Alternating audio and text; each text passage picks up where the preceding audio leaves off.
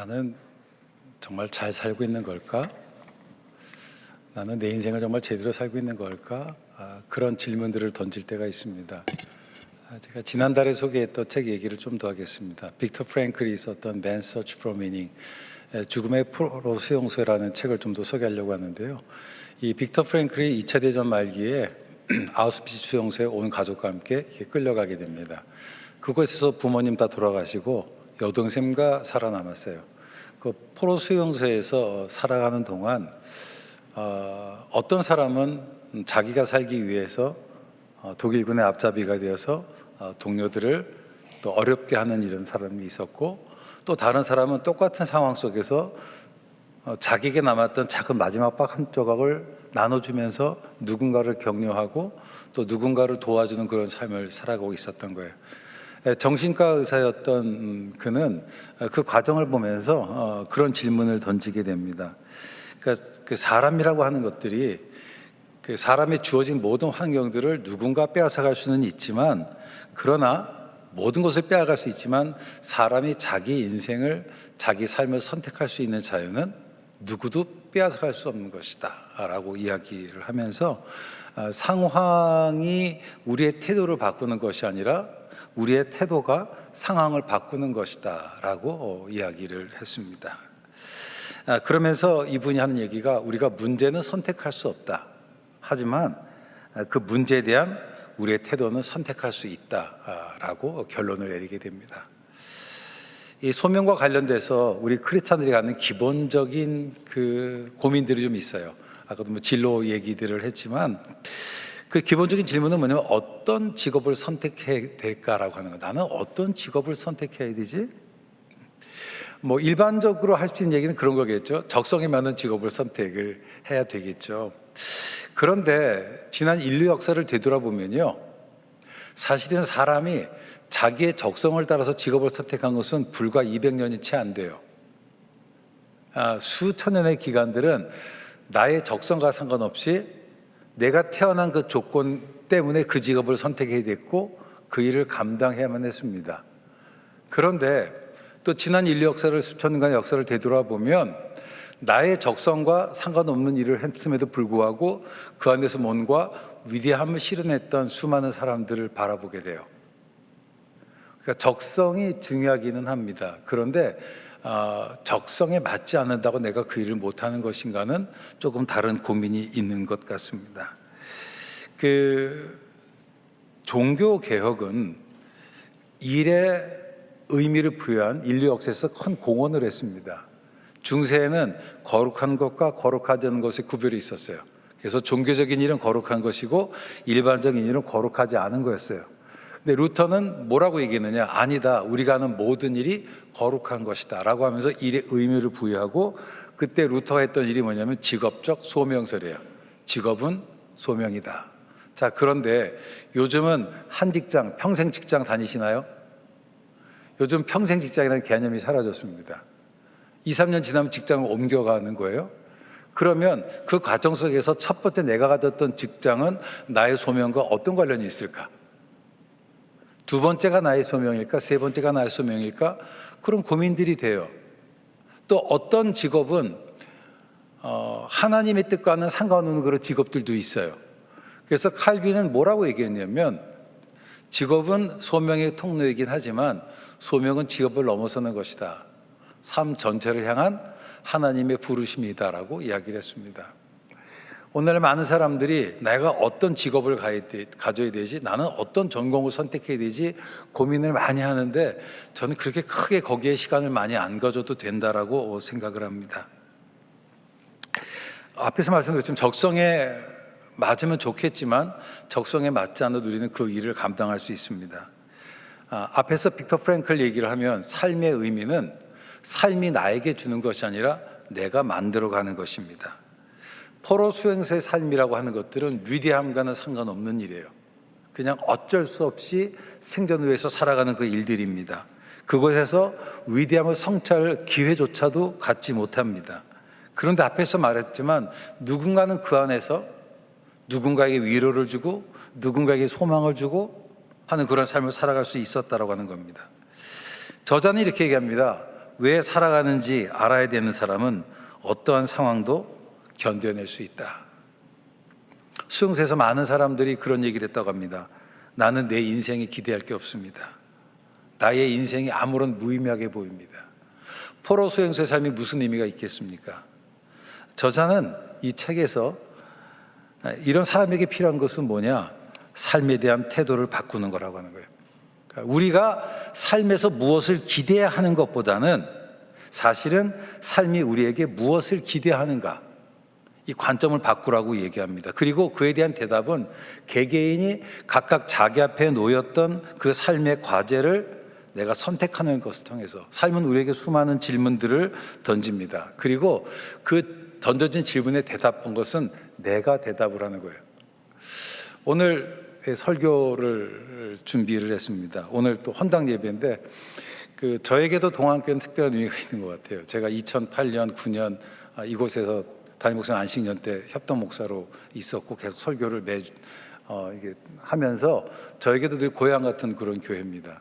제가 오늘 설교 부탁을 받고 제가 이제 사부부니까 대략 20대, 30대, 뭐 40대도 있긴 하겠지만 미안하긴 하고요.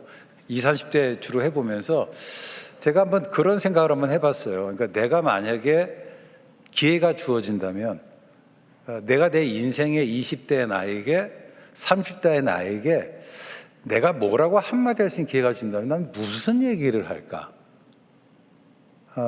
20, 30대 가졌던 그 몇 가지 고민들이 있었던 것 같아요. 이게 진짜 맞는 길인가? 그런 갈등들, 또 두려움들, 가보지 못했던 것들에 대한 두려움들, 나는 꼭 뒤처지는 것 같고 그런 것들이 좀 있었습니다. 오늘 우리는 창세기 기록된, 원래는 제가 5장 끝까지 다 읽으려고 그랬어요. 근데 오늘 광고가 길다고 해서 제가 나름 줄인 거예요. 그래서 이 가인의 족보와 셋의 족보, 이 두 개의 족보를 통해서 이 문제에 대답을 한번 좀 찾아보려고 합니다. 창세기 4장에는 가인의 족보가 있고요, 창세기 5장에는 셋의 족보가 있습니다.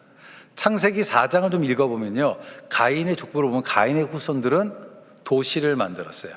도시를 건설을 하고, 그리고 성경에 보면 라멕의 아들 야발이라는 사람은 목축 지는 자의 조상이 되었고, 그리고 유발이라는 사람은 악기를 연주하는 자의 조상이 되었고, 두발간이라고 하는 사람은 각종 기계를 만드는 자의 조상이 되었다라고 얘기되어 있습니다. 자, 이게 어떤 거냐? 여러분, 도시가 되면 사람들이 모여들게 돼 있어요. 그렇죠? 사람들이 모여서 살기 시작하면 이게 생산의 혁명이 이루어져야 돼요. 야발은 뭐냐? 소위 집단 농장을 한 사람이에요. 소위 목축업에 있어서 생산 혁명을 일으킨 사람입니다.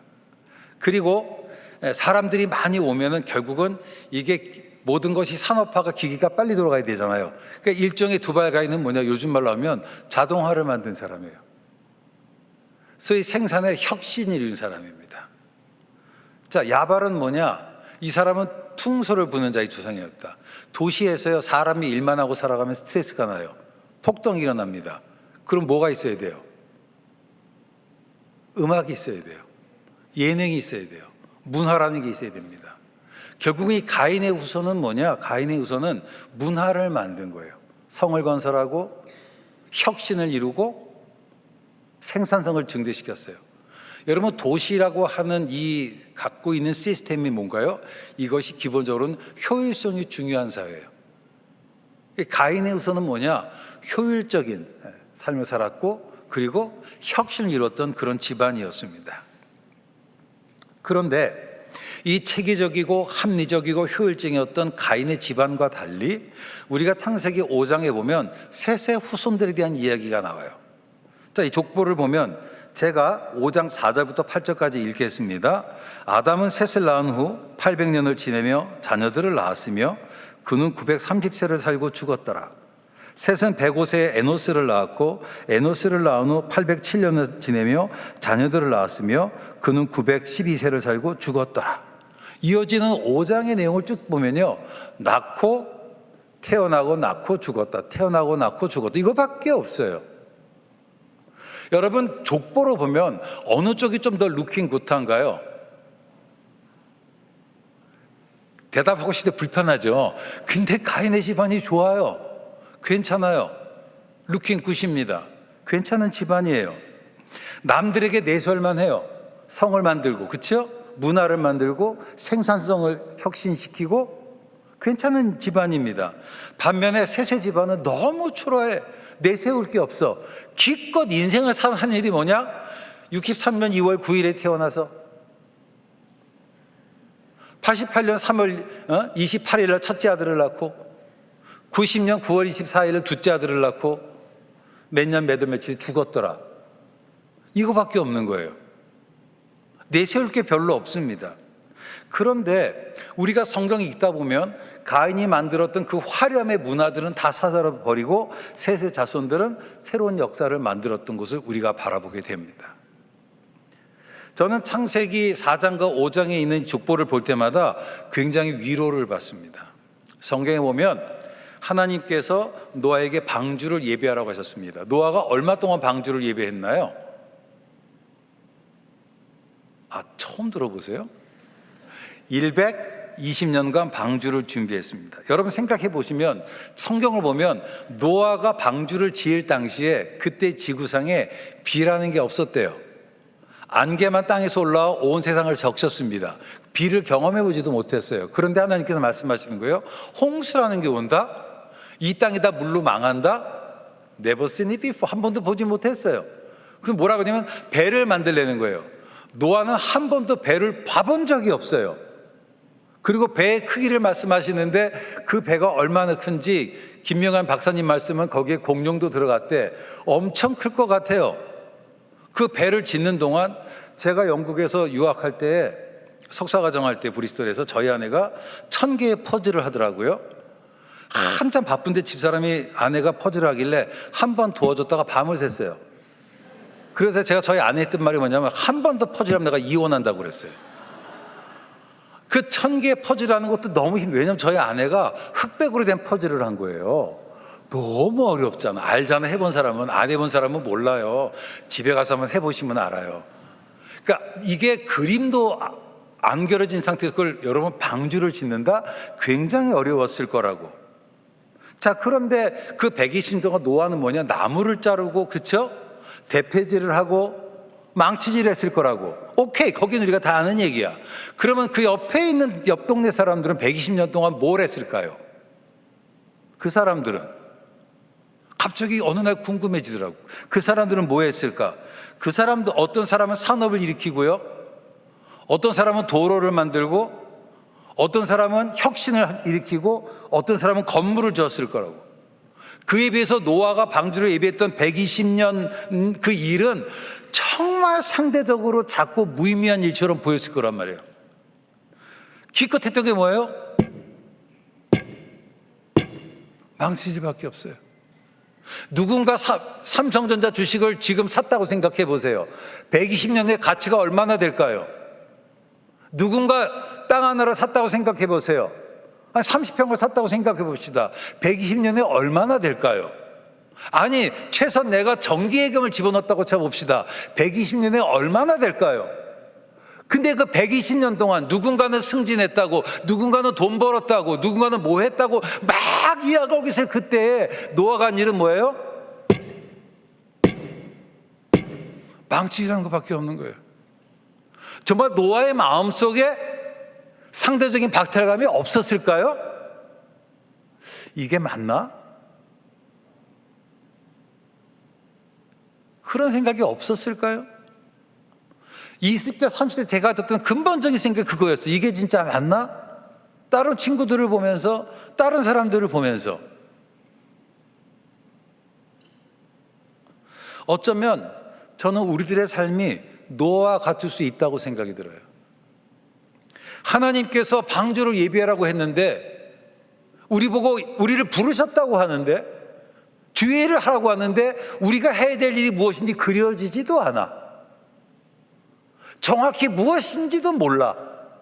뭔가는 하라고 해야 되는데 내가 뭐 하는지조차도 확신도 안 드는 게 오늘 우리들의 삶이 아닌가요? 때때로는 방주를 예비하는 내 모습이 너무 초라해 보일 내 친구는 임원으로 승진하고 누군가는 뭐 했다고 하는데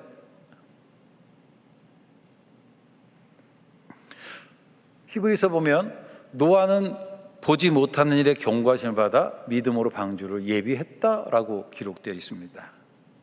저는 이것이 중요한 것 같아요. 우리에게 믿음이 필요해요. 누구도 인생을 살아본 사람이 없어요. 아무도 가보지 않은 길입니다. 하지만 내 인생에 하나님의 계획이 있다는 사실 우리가 믿는 것, 이게 정말 중요한 것 같아요. 그리고 한 걸음 한 걸음 믿음으로 내딛는 그 용기가 필요하다고 봐요. 제가 말씀을 보다가 요한복음을 읽는데 우리들이 잘 아는 내용이에요. 어느 날 빌립이 가다가 친구 나다나엘을 예수님께 데리고 왔어요. 그래서 예수님께서 나다나엘을 무슨 뭐라고 말씀하셨나요? 야, 네가 무화과 나무 있을 때 내가 너를 보았다라고 말씀하세요. 그때 나다나엘이 깜짝 놀랍니다. 생각해 보세요. 나다나엘이 뭔가 위대한 일을 하고 있어서 예수님께서 나다나엘을 보신 게 아니에요. 그냥 나무 밑에 앉아 있었다고. 지쳐서 그럴 수도 있어요. 할 일 없어서 그럴 수도 있어요. 그냥 앉아 있었던 거예요. 미인한 삶이에요. 그런데 예수님께서 그런 그를 보시고 뭐라고 말씀하시느냐? 너는 참 이스라엘 사람이다. 여러분, 그 당시 맥락에서 참 이스라엘 사람이라는 말이 어떤 의미를 갖는 줄 아십니까? 네 안에는 간사함이 없다. 그때 나다나엘이 깜짝 놀라서 나의 주 나의 하나님입니다 라고 말씀하시는 거예요. 저는 이 주님이 너무 좋아. 내가 남들에게 내세울 만한 그럴듯한 일을 할 때 나를 보시는 것이 아니라 그냥 초라하게 아무것도 아닌 그냥 나무 밑에 앉아있는 그런 지쳐있는 나를 보시고 기억하시고 불러주시는 그 주님이 너무 좋습니다. 오늘 우리가 살아가는 대부분의 삶이 그래요. 나는 뭔가 그럴듯한 삶을 살려고 생각해보지만 다 10대 때 그런 생각을 해봤잖아요. 근데 20대 들어오고 30대 들어보니까 어때? 다 그냥 그래. 특별히 내세울 만한 게 없어요. 하루하루가 늘 그렇다고. 그런데 주님은 그런 나를 주목하시고 나를 기억하셨어요. 흥미로운 사실이 있어요. 이 족보를 읽어보면 가인의 족보에는 연수가 안 나와. 근데 셋의 족보에는 연수가 나와요. 몇 세에 낳고 몇 세에 죽었더라. 저는 이 족보가 너무 좋아요. 화려하지 않아도 나의 나를 일일이 계수하시는 그 하나님이 너무 좋습니다. 내가 뭔가 그렇다고 폼나는 일을 하지 않는데도 그런 나를 보시고 기억하시고 주목하시면서 하루 지났구나 이틀 지났구나 잘하는구나 격려하시는 그 하나님이 너무 좋습니다. 나다나엘이 나무 아래 있을 때 그를 바라봤던 그 주님께서 그냥 하루하루를 살아가는 우리들을 보시고 우리의 날수를 계시하고 계신다라고 하는 거예요. 우리가 인생이란 퍼즐을 맞추다 보면 그래요. 퍼즐이 잘 안 맞을 때가 있어요. 실망하고 속상할 때가 있어요.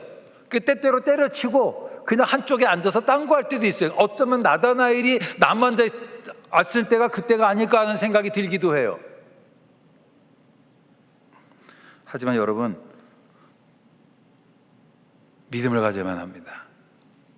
삶의 의미와 목적은 주어진 환경에 대한 나의 반응으로 만들어진다는 사실을 우리가 기억해야만 합니다.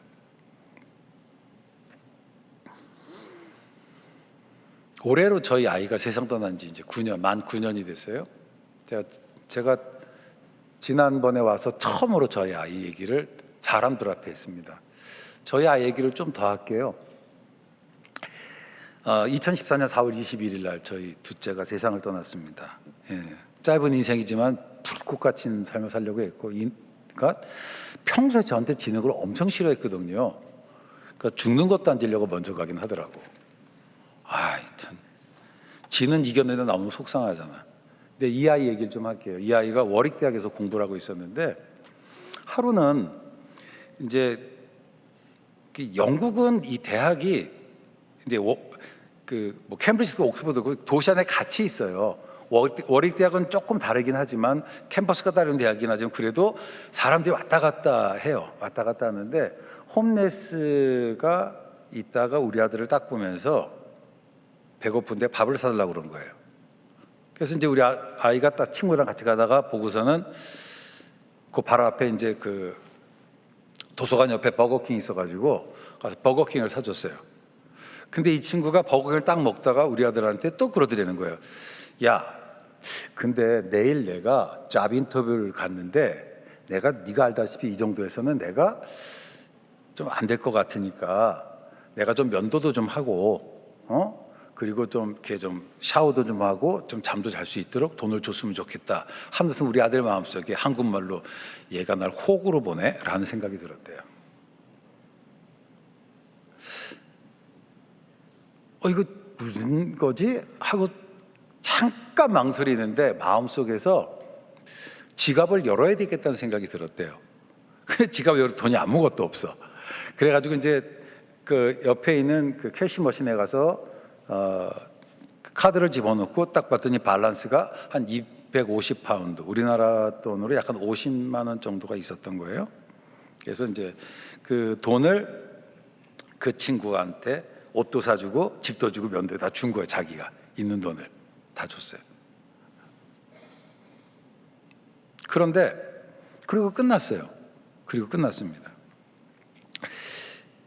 그리고 이제 우리 아이가 런던에서 직장 생활을 하고 있었는데 이제 교회 기도 모임 가려고 지하철을 딱 타고 기다리고 있는데 기차가 쭉 들어오더래요. 근데 마음속에 저 기차를 놓치고 다른 기차를 타라는 마음이 들더래. 그래서 그 기차를 보내고 다음 기차를 tas어요. 기차를 딱 타고 이렇게 앉아 있는데 옆에 어떤 사람이 말을 걸더래. 그러면서 이 사람이 I once was homeless. 내가 옛날에 한때 홈리스였는데 내가 지금 이렇게 잡을 갖고 지금 어느 기도 모임에 가서 내가 간증하러 간다라고 얘기를 한 거예요. 서로 다른 사람이에요. 근데 우리 아이는 그때 그 사람을 만나면서 수년 전에 자기가 했던 것의 결과를 본 거야. 그리고 나서 이제 우리 아이 삶이 바뀌어요. 그래서 매주 목요일이면 트라팔가 스퀘어에 가서 자기 돈으로 잉글리시 스탠다드 바이블 ESV를 이만큼 사서 가서 나눠주고 홀푸드 유기농 음식을 이렇게 사주면서 전도하는 일들을 계속해서 했었습니다. 지금 내가 하는 일이 때때로 회의가 들기도 하지만 어떤 우리가 하나님 앞에 섰을 때에 우리의 삶을 기억하시고 또 보시는 그 하나님을 인해서 우리가 했던 일의 열매를 보게 될 것이다. 우리 아이는 그것을 봤어요. 그래서 자기 남은 삶을 불꽃처럼 살아갔습니다. 우리는 정말 믿음을 가지고 각자에게 주어진 삶을 그 퍼즐을 우리가 담담하게 맞춰줬으면 좋겠어요. 뒤처지는 것 같이 느껴진 우리에게 주님은 가인의 족보와 셋의 족보를 통해서 위로를 주십니다. 가인과 셋의 족보를 보면 그래요. 가인의 집안 성을 만들고 도시를 만들고 문화를 만들고, 그런데 셋의 집안은 아무것도 없어요. 근데 여기서 중요한 건 뭐냐면 둘 차이를 보여주는 게 에녹이에요. 에녹. 양쪽 집안에 에녹이 등장합니다. 가인의 아들 에녹은 성을 만들고 도시를 형성하고 자기 이름을 내었지만 셋의 후손 에녹은 낳고 사는 동안 하나님과 동행해요. 가인이 성을 쌓을 때에 셋의 아들 에노스는 하나님을 예배하기 시작합니다. 이 두 차이가 두 집안을 전혀 새로운 삶 방향으로 이끕니다. 여러분, 하나님을 예배하는 삶이 새 역사를 만듭니다. 앞에 제가 소명이라는 것이 뭐냐? 삶 전체를 향한 하나님의 부르심이라고 얘기했습니다. 내가 서 있는 이 삶의 현장을 하나님의 부르심의 현장이라고, 그 상황을 하나님의 부르심으로 바라보는 그 선택이 우리에게 필요한 것 같습니다. 여러분, 상황이 나를 만드는 것이 아니라 나의 선택이 그 상황을 바꿀 수 있는 거예요. 영혼 울리는 치킨 수프라는 책에 있는 내용을 소개하겠습니다. 볼티모어 대학의 어느 한 사회학과 교수가 슬럼가 그 학생들에게 인터뷰를 시켰어요. 그래서 이제 슬럼가에 있는 아이들 200명을 찾아가서 그들을 상담해보고 앞으로 걔네들의 미래가 어떻게 될 것 같은지 조사하는 거였어요. 그 학생들이 갔다 와서 레포트를 씁니다. 뭐라고 하냐면 He hasn't got any future. 걔네들한테는 아무런 미래가 없어요. 그런 거예요. 20년이 지난 다음에 이 사회과 교수가 다시 다른 학생 데리고 그 프로젝트를 이어간 거예요. 그 20년 후에 그 아이들이 어떻게 됐나 한번 확인해 보자라고 했더니 그 중에 20명은 연락이 안 되고 180명이 주소가 밝혀졌어요. 그리고 그 중에 176명이 인터뷰에 응했습니다.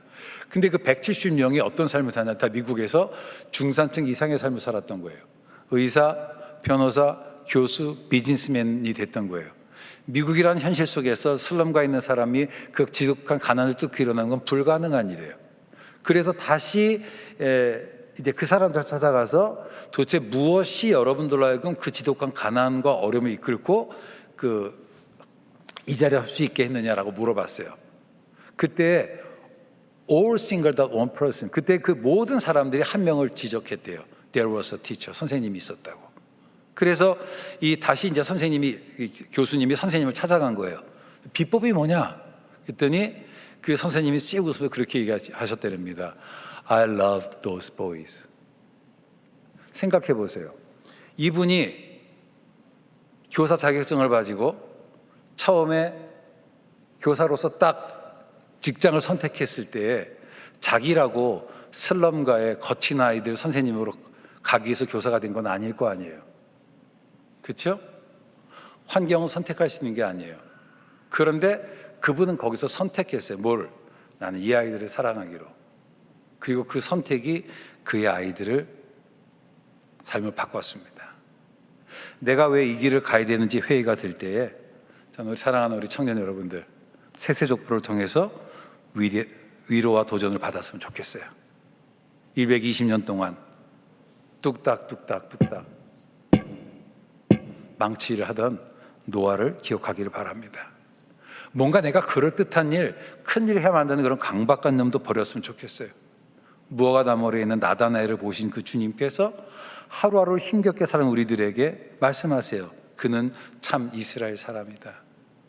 만약에 제가 제 20대로 또는 30대 돌아가서 나에게 말을 한다면 저는 그렇게 얘기할 것 같아요. 괜찮다고.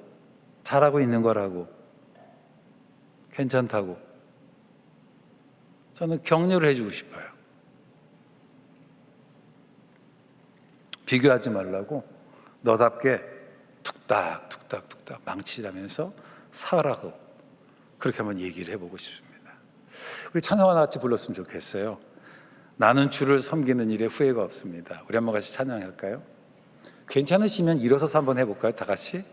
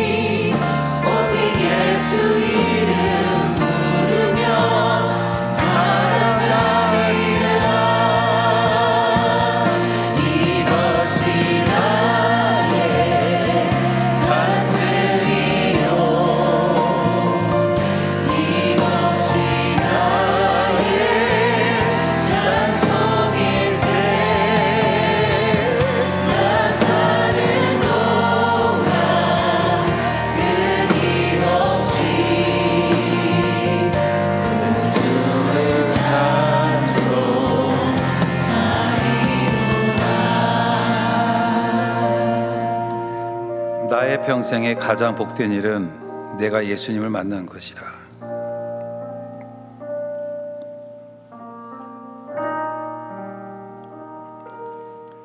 우리 둘째가 세상 떠나기 전 부활절 예배를 마치고 친구와 마지막 통화를 하면서 한 이야기가 이 이야기입니다. 나의 평생에 가장 복된 일은 내가 예수님을 만난 것이다. 그렇습니다. 이것이 우리의 고백이 되어야만 합니다. 가인의 집안을 부러워하지 맙시다. 비록 가인의 집안은 성을 만들고 도시를 형성하고 문화를 일으켰지만 결국 사라집니다.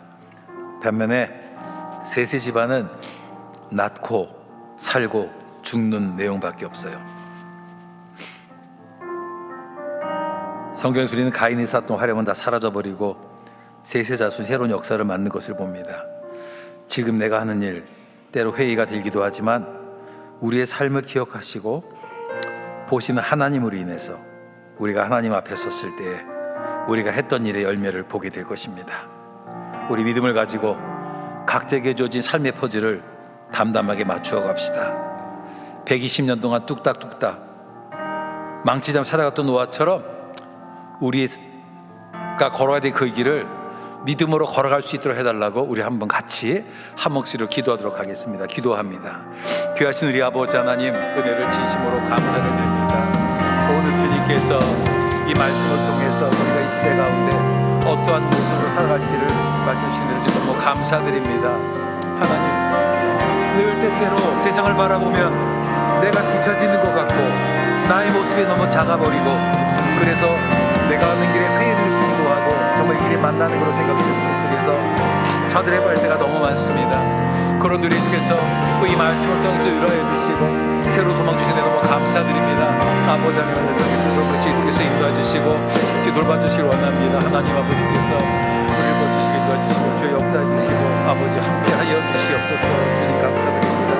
그래서 어제 주면서 우리 동원해 우리 스님들 정말 나다나엘처럼 당대의 노아처럼 하루를 하루 믿고 살아갈 수 있도록 해주시고 그들의 인생의 마지막에 그들의 삶을 인정해 주시고 하나님의 인정을 받는 위한 역사가 일어날 수 있도록 우리 아버지 인도해 주시고 돌아보아 주시옵소서.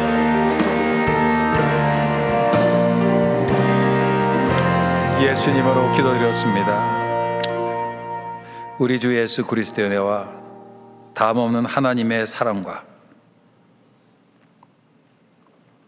오늘도 우리 안에 계셔서 역사하시는 성령님의 교통하심이 뚝딱 뚝딱 뚝딱 망치질하면서 자기 길을 걸어가겠다고 결단하는 우리 동안의 청년들 위해 성도들 가운데 함께하기를 간절히 축원하옵나이다.